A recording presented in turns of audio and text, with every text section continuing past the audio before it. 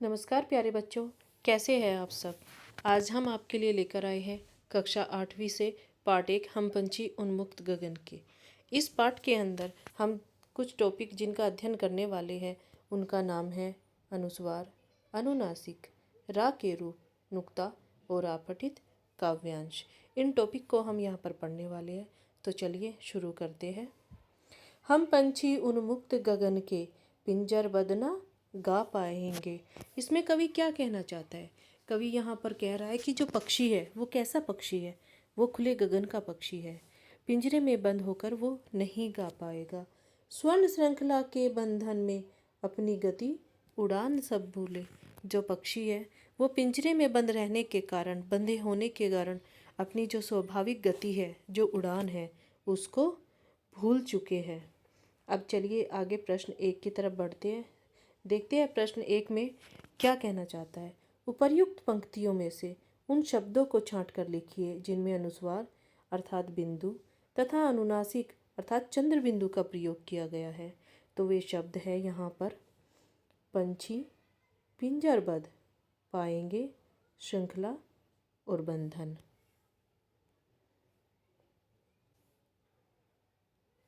प्रश्न 2 यहाँ पर उच्चारण के आधार पर निम्नलिखित शब्दों में अनुस्वार तथा अनुनासिक का प्रयोग कीजिए।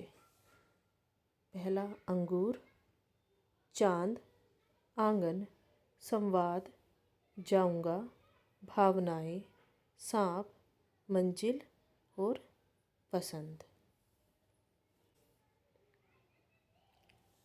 याद रखिए, जिन वर्णों के उच्चारण में हवा नाक से निकलती है वहाँ नियम के अनुसार चंद्रबिंदु का प्रयोग किया जाता है।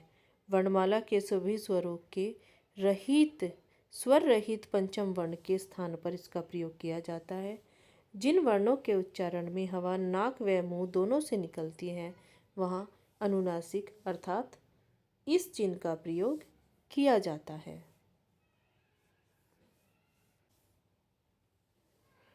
निम्नलिखित शब्दों को ध्यान से पढ़िए। कटोरी, स्वर्ण, प्रेम, डरना, पर्वत, द्रवित। उपर्युक्त शब्दों में रा का प्रयोग अलग अलग रूपों में हुआ है। आइए रा के इन विभिन्न रूपों को समझें। रा, जब रा स्वर रहित हो तो उसे इस प्रकार पूरा रा लिखा जाता है। जब रा स्वर रहित हो तो उसे हम रेप वाला रा कहते हैं, जिसे अर्ध रा के रूप में प्रयोग किया जाता है। पदेन रा, जब रा स्वर सहित हो लेकिन उससे पहले वाला व्यंजन स्वर रहित हो, वहाँ पर पदेन रा का प्रयोग हम लोग करते हैं। अब आगे देखते हैं। यहाँ पर एक नोट करके दिया हुआ है जिससे आप रा के तीनों रूपों को बड़ी आसानी से समझ पाएंगे। ऐसे व्यंजन जिनमें खड़ी पाई नहीं होती यदि वे स्वर रहित हो और उनके साथ पदेन रा का प्रयोग करना हो तो उसका रूप इस प्रकार होगा: ट्रक, ड्रामा और राष्ट्र। निम्नलिखित शब्दों में उच्चारण के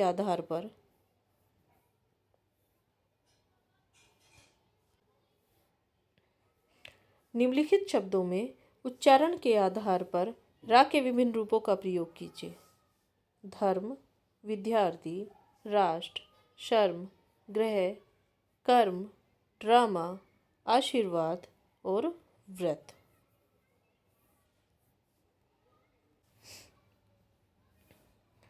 प्रश्न 5, निम्नलिखित शब्दों को ध्यान से पढ़ते हुए बोलिए। इसमें खंड 1 और खंड 2 दिया गया है जिनमें शब्द है जरा, जरा, फन, फन।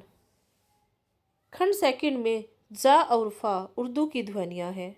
जा और फा में नीचे लगे बिंदु को नुक्ता कहा जाता है। इससे शब्द का अर्थ बदल जाता है, जैसे जरा जिसका अर्थ होता है बुढ़ापा और जरा जिसका अर्थ है थोड़ा सा। प्रश्न 6, निम्नलिखित शब्दों में उचित स्थान पर नुक्ता लगाइए।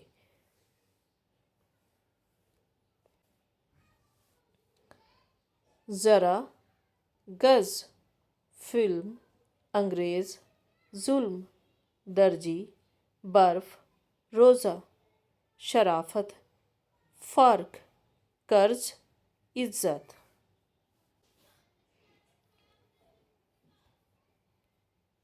अब यहाँ पर प्रश्न 7 के अंदर आपको एक काव्यांश दिया गया है जिस पे पढ़कर कुछ प्रश्नों के उत्तर आपको देने हैं। निम्नलिखित काव्यांश को पढ़कर दिए गए प्रश्नों के उत्तर लिखिए। कोई लहर न रोक सकेगी, हम मंजिल के दीवाने हैं। संकल्पों के हम हैं सागर, साहस के ध्रुव तारे हैं। कभी न बाधाओं के आगे पाँव हमारे हारे हैं। तूफानों को तोल चुके हम, सब जाने पहचाने हैं। हाँ, भाग्य हमारी मुट्ठी में है, स्वयं विधाता हम जग के। फिर क्यों किसी की आंख में आंसू, बरबस आ आकर छलके। तो यहाँ पर इसके आधार पर कुछ प्रश्नों के उत्तर आपको यहाँ पर देने हैं। पहला प्रश्न है, प्रथम पंक्ति में लहर का क्या अर्थ है? प्रथम पंक्ति में लहर का अर्थ मुसीबतों तथा कठिनाइयों से है। प्रश्न 2, मंजिल के दीवाने किसके सागर और किसके ध्रुव तारे हैं? तो यहाँ पर मंजिल के दीवाने संकल्पों के सागर और साहस के ध्रुव तारे कहे गए हैं। अगला प्रश्न यहाँ पर जो है प्रश्न 3, तूफानों को तोल चुके हम का क्या आशय है? यहाँ पर इसका आशय तूफानों को तोल चुके हम का आशय मुसीबतों, समस्याओं तथा कठिनाइयों का सामना करने से है। अगला प्रश्न, किसी की आंखों से आंसू क्यों नहीं छलकने चाहिए? हमारा भाग्य हमारी मुट्ठी में है, हम स्वयं इस संसार के विधाता है, इसलिए किसी की आंखों से आंसू नहीं छलकने चाहिए। यहाँ पर अगला प्रश्न है, भाग्य को मुट्ठी में कैसे किया जा सकता है? सतत कर्मशील रहकर, कठिनाइयों का सामना करके भाग्य को मुट्ठी में किया जा सकता है। आगे आओ दोहराए। प्रश्न 8 देखिए यहाँ पर, निम्नलिखित शब्दों के समान अर्थ वाले दो दो शब्द अर्थात दो दो पर्यायवाची शब्द आपको यहाँ पर लिखना है। गगन, नभ, आकाश, जल, नीर, वारी, तरु, वृक्ष, पेड़, अरमान, लालसा, इच्छा, किरण, अंशु, रश्मि। विघ्न के पर्यायवाची है बाधा और अड़चन। अगला प्रश्न यहाँ पर हम देखते हैं। प्रश्न 9, निम्नलिखित वाक्यों को कोष्टक में दिए हुए शब्दों के विलोम शब्द द्वारा आप लोगों को पूरा करना है। पहला प्रश्न है, मीरा को कक्षा में प्रथम आने पर मिला, क्या मिला? दंड।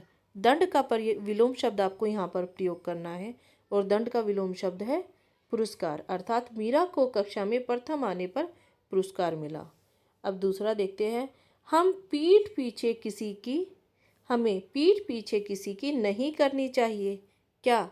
यहाँ पर स्तुति दिया हुआ है। स्तुति का अर्थ होता है प्रशंसा और प्रशंसा का विलोम शब्द क्या होगा? निंदा। तो यहाँ पर जो हम प्रयोग करेंगे क्या शब्द होगा? निंदा। हमें पीठ पीछे किसी की निंदा नहीं करनी चाहिए। अब आगे देखते हैं, हमें सदा समय का करना चाहिए क्या? दुरुपयोग। लेकिन दुरुपयोग का विलोम शब्द क्या होता है? सदुपयोग। हमें सदा समय का सदुपयोग करना चाहिए। आगे, चाचा जी की तरक्की का समाचार सुनकर घर में विषाद अर्थात विषाद की लहर दौड़ गई और विषाद के स्थान पर हमें प्रयोग किसका करना है? हर्ष अर्थात खुशी का। चाचा जी की तरक्की का समाचार सुनकर घर में हर्ष की लहर दौड़ गई। प्रश्न 10, आप संयुक्त अक्षर और हल चिन्ह वाले शब्दों को भली भांति परिचित हैं। निम्नलिखित शब्दों को दोनों तरीके से आप लोगों को यहाँ पर लिखना है। प्रश्न 10 में जो पहला है वो है चिन्ह, उसका जो हल वाला आपको रूप लिखना है वो है चिन्ह। ब्रह्मा, ये संयुक्त अक्षर वाला शब्द है और इसको जब आप हल चिन्ह वाले शब्दों के साथ लिखोगे तो वो होगा ब्रह्मा। गड्ढा, गड्ढा। मिट्टी, मिट्टी। विद्यालय, विद्यालय। विद्वान, विद्वान। प्रश्न 11 देखते हैं। कनक तीलियों से टकराकर में कनक का अर्थ सोना अर्थात किंतु कनक का एक अर्थ अनाज अर्थात गेहूं भी है। आगे देखते हैं। निम्नलिखित शब्दों के एक से अधिक अर्थ है, इनका आपको वाक्य में प्रयोग करना है। वो शब्द कौन से हैं? हार। हार का एक अर्थ है माला, दूसरा अर्थ है हारना। हार शब्द का प्रयोग जब हम माला के साथ करते हैं तो वहाँ पर हम वाक्य बनाया है हम लोगों ने, सेठानी के गले में 9 लखा हार पड़ा था। उसके बाद देखते हैं दूसरा हारना। 1971 के युद्ध में पाकिस्तान हार गया था। आगे जो अगला शब्द आपको दिया है वो है उत्तर। उत्तर का अर्थ होता है, एक दिशा भी होती है और दूसरा उत्तर होता है। जब हम किसी प्रश्न का उत्तर देते हैं तो उसे हम जवाब कहते हैं। तो पहला वाक्य देखिए जो हम एक दिशा से बनाने वाले हैं। भारत के उत्तर में पर्वतराज हिमालय है। दूसरा वाक्य में प्रयोग हमने किया है, रोहन प्रत्येक प्रश्न का उत्तर जानता है। अगला जो शब्द है आपका अंक। अंक का एक अर्थ गोद होता है और दूसरा संख्या होता है। बालक दौड़कर माँ के अंक में छिप गया। 57 के पहले और बाद में कौन से अंक आते हैं? प्रश्न 12। निम्नलिखित वाक्यों में से क्रियापद छांटकर उनके भेद लिखिए। पहला वाक्य है, धोबी ने कपड़े धोए। इसमें जो क्रियापद है वो धोए है, भेद है सकर्मक क्रिया। दूसरा, घोड़े दौड़ रहे हैं। यहाँ पर क्रियापद है हमारा दौड़ रहे और उसका भेद जो प्रकार है वो है अकर्मक क्रिया। तीसरा है, मैंने एक अच्छी कहानी पढ़ी। यहाँ पर क्रियापद है पढ़ी और भेद है सकर्मक क्रिया। पंडित जी ने फूल और प्रसाद बांटे। यहाँ पर क्रियापद है बांटे, भेद है सकर्मक क्रिया। अचानक आंधी आई। यहाँ पर क्रिया का भेद है, क्रियापद है आई और उसका भेद है अकर्मक क्रिया। आओ लिखे। प्रश्न 13। कई बार मनुष्य के जीवन का लक्ष्य निर्धारित करने के साथ साथ किसी को अपना आदर्श भी मानता है, जिसके आदर्शों व सिद्धांतों से प्रेरित होकर वह उसके जैसा बनना चाहता है। दिए गए संकेतों के आधार पर आदर्श प्रेरक व्यक्ति पर 80 से 100 शब्दों में एक अनुच्छेद लिखिए। अब यहाँ पर अनुच्छेद लेखन, अनुच्छेद में जो संकेत बिंदु आपको दिए गए हैं वो है प्रस्तावना, आदर्श व्यक्ति का नाम, आचरण व्यवहार, उपलब्धियां और उपसंहार। मेरे जीवन में अब तक अनेक व्यक्ति आए, मगर जिसने मुझे सबसे अधिक प्रभावित किया वे हमारे पूजनीय प्रधानाध्यापक महोदय हैं। वे मेरे आदर्श हैं। उनका हर एक आचरण और व्यवहार मेरे लिए अनुकरणीय है। वे सादा जीवन, उच्च विचार में विश्वास करते हैं।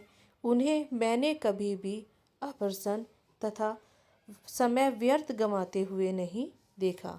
उन्हें कई पुरस्कार व सम्मान भी मिले हैं, जिनमें श्रेष्ठ शिक्षक का राष्ट्रपति पुरस्कार प्रमुख है। वे छात्रों को अध्ययन के साथ साथ खेलकूद, सांस्कृतिक गतिविधियों तथा पाठ्य सामग्री एकत्रित करने और पाठ्य सहगामी क्रियाओं में भाग लेने के लिए प्रेरित करते रहते हैं। वे चाहते हैं कि छात्र पढ़ने में भी अच्छे हो, बल्कि उनका सर्वांगीण विकास हो।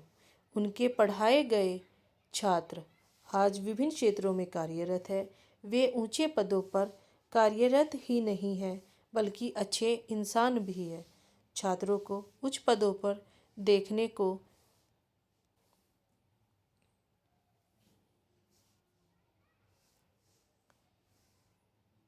वे अपनी उपलब्धि मानते हैं।